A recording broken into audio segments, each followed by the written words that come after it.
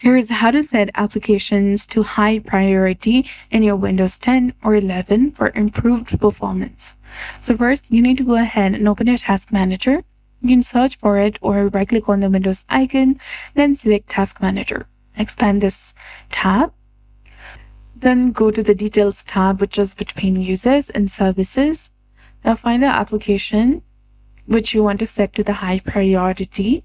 Then right-click on it and select Set Priority option. You'll get the option of real time, high, above normal, normal, below normal, and low.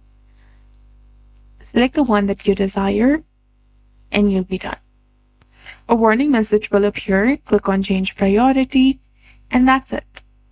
You can also try setting the GPU preference in the graphics settings as well. Go ahead and search for graphics settings in the search bar. Open it. Then select the browse option to go ahead and find the application that you want to set to higher priority. Then click on it, select options. Now select high performance and click on save, and you'll be done.